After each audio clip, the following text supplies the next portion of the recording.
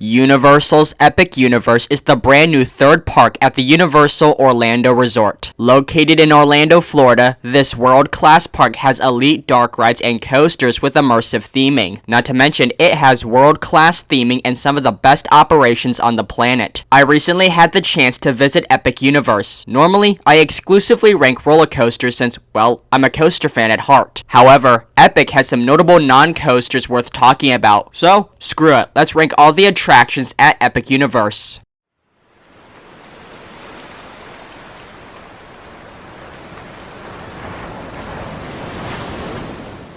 Before we get started, I first want to mention that I didn't actually ride everything. This is because Epic Universe has been slammed every single day because, well, it's brand new. So I simply didn't have the time to ride everything. Of the 11 rides at Epic Universe, I only managed to ride 7. However, the 4 I missed happens to be the worst attractions at this park. And since these rides are, for the most part, standard flat rides, I didn't need to ride them to know where they rank, hence why I didn't bother to ride them. The other thing is that Epic Universe has 2 great shows that I didn't get to see. Plus, I normally don't rank shows to begin with anyways, though I have heard the Untrainable Dragon is great. With that being said though, let's see where they place. Number 11, Constellation Carousel. The Mock Rides Carousel. Oh, come on. Did you really think I was about to waste my time on a carousel? Granted, this carousel is beautifully presented. You ride on a variety of creatures that rotate 360 degrees. Meanwhile, you're rotating around this platform that's meant to represent the constellations. This is a cool looking merry-go-round that is fun to watch. But a cool looking carousel is still a carousel. And with much more unique attractions, this was an easy skip despite the 20-minute wait it had all day during my visit. Number 10. Fire Drill, the Mock Ride Splash Battle. If it wasn't for the fact it gets hot as balls here, I probably wouldn't ever go on this. Fire Drill is a splash battle where you're riding on a slow-moving boat with water guns. You use these guns to shoot targets that either get you or other people wet. The theming of Fire Drill is great as it fits within How to Train Your Dragon, and I like how interactive it is. There are a lot of targets to shoot at, and each target sets off an effect that either adds more theming or gets someone drenched. Fire Drill is a good way to cool off in the sweltering Florida sun. Seriously, the last thing you want at this park is to get more deep fried than the Iranian missile bases. Number 9. Dragon Racer Rally, the Gerstlauer Skyfly. Perhaps the most standard ride at this park is Dragon Racer Rally. The Gerstlauer Skyfly features a seating arrangement with 2 paddles. You move these paddles in tandem to attempt to flip yourself upside down in a barrel roll, all while this arm moves you on an incline. But the thing with Skyflies is that they are extremely difficult to flip. While I haven't done this ride specifically, I have done a variant in the Gerstlauer Sky Roller. On that ride, I couldn't even get one flip. And from what I heard, it's even harder to flip here due to its shorter runtime. The reason the ride is short is that it has horrible capacity that results in long wait times, so you're waiting longer for a less satisfying ride experience. At that point, I'd go to a different park somewhere else to experience a Skyfly, but when you are able to flip, it's a disorienting roll of rotational force. At least the theming fits into How to Train Your Dragon. Number 8. Yoshis Adventure, a Sansei Omnimover. The most unique ride I missed out during my first visit is this family attraction. It's essentially Super Nintendo World's take on the classic People Mover. You slowly traverse a course meant to take in the world of Nintendo. Of the rides I missed, Yoshi's had the best theming. You ride on Yoshi trains and first get an aerial view of the land that the guest walked through, which by the way is one of the best themed lands with all those moving props adding to the kinetic energy. Then hidden from the walkways, Yoshi has even more props and animatronics themed to the Mario games, especially ones based on old SML characters like Cody for example. Then your lap bar has buttons where you have to press a color-coded button when you see a Yoshi egg of the same color. While this is a slow ride, the visuals make it one of the coolest Omnimover type rides. Unfortunately, Yoshi's Adventure lacks a lot of shade, and with the Florida weather, you're getting more cooked than you getting drafted to fight for Israel. Dog, are we recreating the Taliban? Number 7. Curse of the Werewolf, the Mock Ride Spinning Launch Coaster. Finally, we get to the unique rides that I rode. The first of these is this Mock Spinner. Themed to the Werewolf, This is the pure definition of mid. See, Werewolf inherently is not a bad roller coaster. Like, it doesn't hurt or torment riders like Bigfoot at a Diddy Freak Off. The problem is that the Werewolf does not have a lot to work with. The first launch, like most MOT coasters, are forceless as crap, which I will say, for a family coaster, even this has less forces than I would think. The first hill actually has a decent but faint pop of airtime. Then you hit this turn that's fine. Then you reach the swing launch, where you launch forwards, then backwards, and forwards again. While this does extend the ride time, the swing launch doesn't do a whole lot. Really, the most notable thing is that the launch is in a shed that contains some theming elements, including 2 werewolf animatronics. They are neat, but because of the speed and spinning cars, it's hard to spot these theming elements unless you're closely paying attention. What follows is an overbank, a shallow hill, a low turn, and 2 off-axis hills into the brakes. Yeah,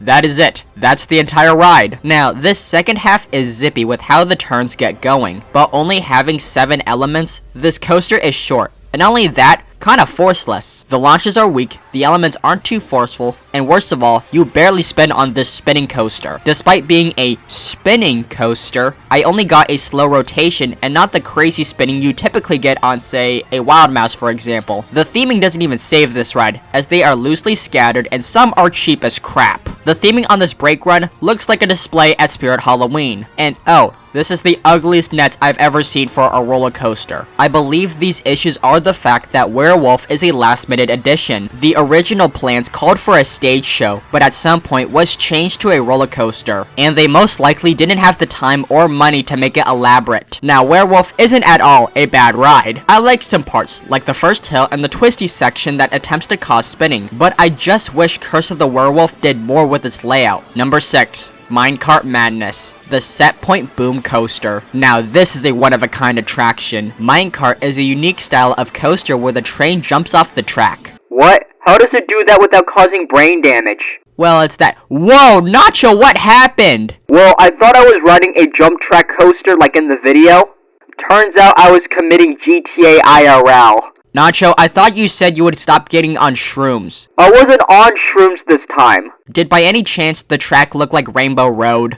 God damn it. Go talk to your therapist. Now back to the video. You mean the rapist? See, most of those clickbait thumbnails where the train jumps off the track aren't realistic due to issues with safety, physics, and maintenance. How the gimmick works here is that a fake track is placed over the real track. Then the cars are connected to the real track via a boom arm. This creates the illusion that you're jumping over the track without actually jumping over the track. This effect mostly works, mainly on the hills and straight track. But the 2 big twisting drops don't really work, as you can dead-ass see the track. But it's a cool visual that tricks your mind into thinking it's real. Now, the layout is short. The ride consists of 2 halves. The first half starts with straight track before traversing a twisting drop into more straight track, an airtimeless airtime hill, and whatever the this scene is supposed to be. The second half is more or less the same. After the second chain lift is another twisting drop, 2 more sections of straight track broken up by a turn, and 1 more show scene. So it's a very short ride. Unfortunately, because of the coaster's design and prototype nature, Minecart Madness is ridiculously rough. During the high-speed sections, the car violently wobbles side to side. I kid you not, this felt like a violent car accident. Much more violent than when ICE agents raid a Mexican protest. So it's a good thing that the theming saves Minecart. The ride is themed to Donkey Kong Country as you ride on minecarts with Donkey and Diddy.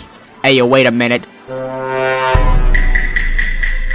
Just like in the games, you ride on minecarts jumping tracks as you traverse a course in this highly themed Donkey Kong land. Meanwhile, during the ride, you encounter several Donkey Kong and Diddy Kong animatronics during the layout. Unfortunately, the capacity is hot garbage, as due to the cars only seating 4 riders, the line moves at the pace of a snail with little to see beyond this impressive Cranky Kong animatronic. So while Minecart is not the most comfortable ride, the theming will always get me coming back. Number 5. Mario Kart Bowser's Challenge, a dynamic attractions augmented reality dark ride. Wait a minute, hold on, pause the video, cause what do you mean dynamic attractions made this? Dre, get in here! What do you want this time? I'm busy clearing out my internet search history. Search history? Whatever. Did dynamic attractions really manufacture Mario Kart? From my research, yeah they did. How's that possible? I thought they went bankrupt a couple years ago. Well, when did they first start construction?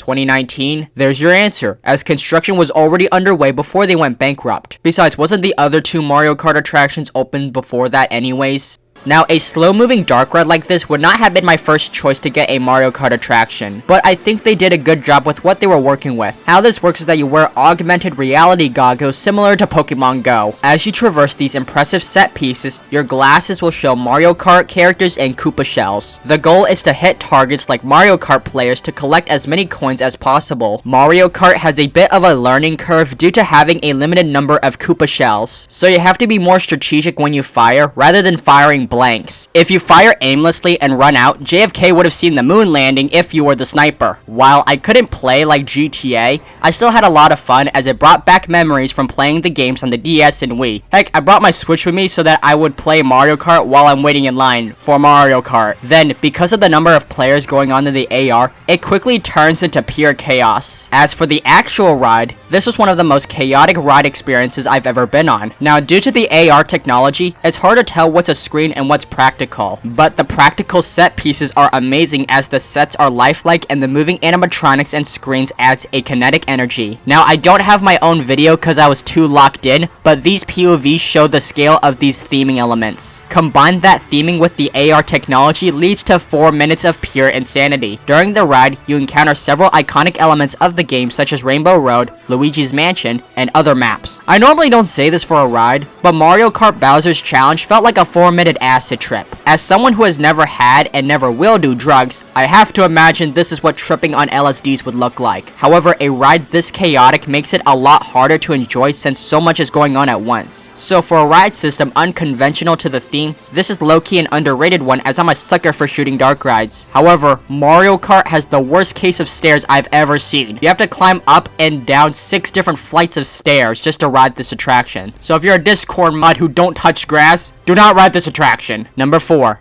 Hiccups Wing Glider, the Intamin Family Launch Coaster. Now this is how you do a family coaster right. This Intamin creation is themed and integrated into the How to Train Your Dragon land of the park. The coaster's layout weaves in and out of different theming elements. This can be mainly seen in the 2 launches. The first launch has a show scene with both a Hiccup and Toothless animatronic in different mechanics. The latter is an impressive one to see. It's also theatrical as it sets the ride up perfectly. The story is that you're on this mechanical flying machine that Hiccup and the gang created. However, the wings aren't properly attached, so for the next 1.5 minutes, you're just weaving in and out of Isle of Burke. The same goes for the second launch that builds on the story. Here, this launch is in a Gronkle's nest. If you've seen the holiday short Gift of the Night Fairy, the Gronkle's eggs exploded in that short. Here, you see the eggs hatching and emerging are a couple of Gronkle animatronics. But the layout is also punchy for being a family coaster. Those 2 launches surprisingly have a decent kick to them. Some of the low turns have some surprising G-forces and I like how well the layout flows. The first half weaves through Isle of Burke as the trains hop over and under lands with solid thrills, including this helix that packs on the force. Then the second half has these twisting hops that add variety to this solid coaster. And of course, the theming is great with all those props adding to the vibe, especially the onboard audio that plays Test Drive. That's the vibe. Hiccups is essentially Hagrid's to a lesser degree. The only issue I have with Hiccups is that the lap bar can feel uncomfortable, as they're straight up bricks that tighten on your thighs. But I quickly discovered that you can scooch up to minimize this. Overall, Hiccups is a high quality attraction that should not be missed. So the fact it's only number 4 says a lot to how good the top 3 is.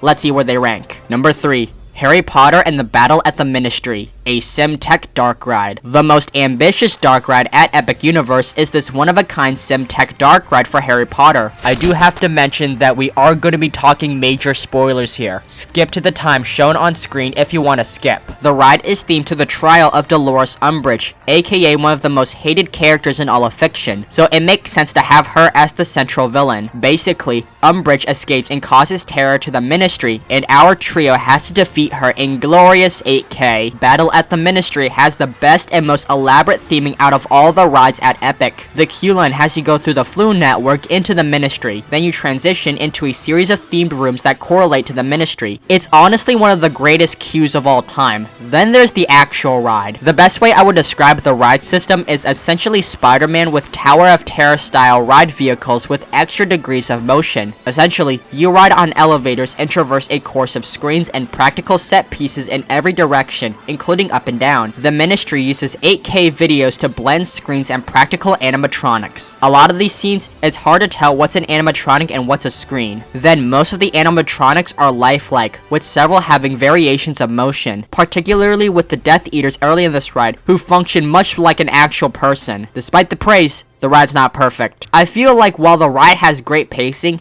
it takes a bit to get going. Before you get to the action, you have to go through 3 of the same scenes, which are characters in an elevator. They could have streamlined this so that all that takes place in one scene rather than 3. The other complaint I have is that while I praised the screens, I felt they were still a little too reliant on screens. While they are impressive, they should have used more practical sets. This does get better towards the end of the ride. Then the story of Ministry gets rather convoluted at points. Like, I get confused with certain plot choices that they make. Like, what the heck was going on with that time turner finale? Finally, this ride feels like it's complicated for the sake of being complicated. Luckily, this didn't happen to me, but from what I heard, the ride is constantly down. For a ride trying to be different, they ultimately ended up with a ride system that could have been achieved with a pre-existing model. Overall, I still love this dark ride, and Universal should be proud of what they accomplished. Yes, this gets the longest line in the park, but the queue was moving and entertaining. Besides, if it still used the virtual lines like during previews, that would have had you more stressed out than a pregnancy scare. It's a top-tier dark ride that is immersive with its visuals. However, I wouldn't call this the best ride in the world. Heck, it isn't even the best dark ride at this park. Number 2. Stardust Racers, the mock dueling multi-launch. By far, the best coaster not only in Epic Universe, but in all of Orlando is this mock creation. The lone extreme attraction at Epic Universe, Stardust packs the highest thrill of forces. This is the coaster's specialty, as the 2 sets get to interact with each other via the several crossovers and the side-by-side racing for nearly the entire ride. But the dueling is only complemented by a world-class layout that stands on its own. Stardust is an airtime machine with every hill delivering the ejector variety. The ride begins with 2 launches that are forceful with a surprising kick, much more than the average mock coaster. You launch into the first half that is filled with ejector airtime hills that launch riders skyward. Then you hit the second launch with equal power. This leads into the Celestial Spin. At its core, the Celestial Spin is half a camelback and a 0G roll, but it's designed so that one side traverses the inversion under and over the other side. This is a great inversion that offers both airtime and whip. Next is an overbank that is surprisingly forceful and whippy. Then this twisted airtime hill has more ejector airtime and strong laterals, probably the best laterals on this ride. After a low turn into a wave turn with more airtime and head choppers, you have one more off-axis hill with more ejector and a hop into the brakes. Stardust Racers is a masterpiece with every element hitting the lap bars. Speaking of which, Stardust uses the standard mock overhead lap bars used on all their extreme coasters. While they do tighten significantly, they leave your upper body free and you will still feel the airtime. Really, the only form of issues I have is the lack of theming on Stardust. The coaster doesn't exactly have much in terms of theming elements and is more stylized. Normally it doesn't matter, but because it's at a Universal park, it sticks out like a scar. Luckily, that has never been an issue when it comes to a ride like this, and Stardust stands on its own at Epic. One coaster alone would be great, but the fact there are 2 coasters racing means there's an interactive visual to it. Hopefully, Stardust can stay a dueling coaster, and I think it can continue to be a dueling coaster. See, Stardust is one of those rides where nothing can ride with you. You have to put all your shit in free lockers and pass through metal detectors. Hopefully you don't get violated up there. How you access the free lockers is by using the built-in Face ID. Once you scan your face, it will show how chopped you are, similar to an iPhone, and ask to confirm your identity. Once you confirm you are indeed that chopped, you get a locker and put everything in. And these are decently big. You can fit a backpack in here if you wanted to. And they're double-sided too, so there's no log jamming like it's Astroworld. This helps with the operation so that the line consistently moves, and it prevents objects from smacking other riders. This should hopefully help Stardust run as a dueling coaster, unlike something like Twisted Colossus. Stardust is by far not only the greatest roller coaster, not only at the resort, but in all of Orlando. Yes, even better than Velocicoaster. Normally, a ride like this would crack number 1, but remember, we're ranking non-coasters as well, and one dark ride here impressed me to new heights. Number 1. Monsters Unchained, The Frankenstein Experiment, a KUKA robotic arm. This is perhaps one of the most technologically advanced and one of the best rides in the world. I do have to mention that we are going to be talking major spoilers here. Skip to the time shown on screen if you want to skip. this uses the robotic arm technology. Previously used on the Harry Potter and the Forbidden Journey ride, Universal refined the system for this attraction. The theming and practical set pieces are what make Monsters Unchained one of the greatest. It starts the moment you enter the queue line. You're greeted with this awesome castle facade meant to represent Frankenstein's manor. Once inside, you're greeted with one of the most elaborately themed queue lines. Each hallway is immersive, with every room having some props and effect, with each room showcasing the details of the mansion. It's a queue line I don't mind waiting in. Then there are two pre-shows. The first one has Igor showing the ride vehicles to absolute berserk. And no, before anyone asks, the actual ride isn't this wild. They're less wild than the No Kings rides that were going on during my visit. The second pre-show presents a Victoria Frankenstein animatronic, showing off a Frankenstein monster animatronic as she explains the story. Essentially, Victoria, with the help of Igor and the monster, attempts to harness and control the dangerous monsters. However, everything backfires as Dracula and the other monsters escape.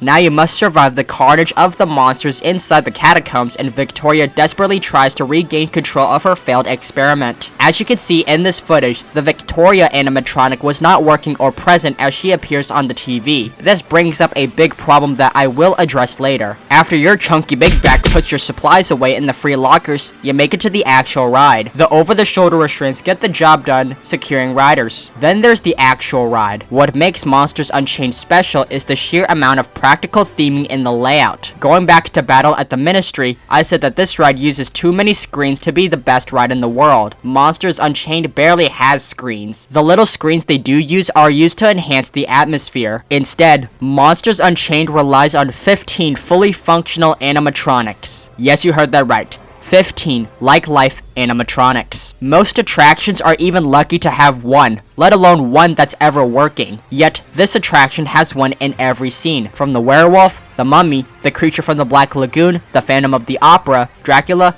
Frankenstein, and Victoria. The animatronics are done to perfection, and the fact they occur in every scene means you are fully amazed at all times. Beyond those figures, the fully built sets and designs are fully immersive that keeps you engaged in the story at all times, and the Kuga arm brings you close to some of the builds, and it throws you around for some thrill elements. While you can see the track of the Kuga arms, the theme is that you're on a navigation unit, so it kind of fits within the theming. I only have two issues with Monsters Unchained. First, I feel like it ends abruptly. At the end, you're still building up to the climax, and then it just ends. Felt weird to cut the story like that. The second one has to do with the maintenance of this attraction. While the animatronics are visually impressive, they are also high maintenance. You'll rarely get a ride with everything working. Somehow I managed to get a ride where, on the ride, everything was working, including that jumping Dracula one at the finale that I hear is constantly down. With all that being said, I can safely say that Monsters Unchained, the Frankenstein experiment, is not only the best attraction in Epic Universe, but in all of Orlando. This is essentially Universal's Rise of the Resistance. The only other ride I prefer over Monsters is Iron Gwazi and Air Force One, which says a lot. So that is it. That is my rankings of all the rides at Epic Universe. Before I ride out, I want to note two things. First is that depending how long this video takes,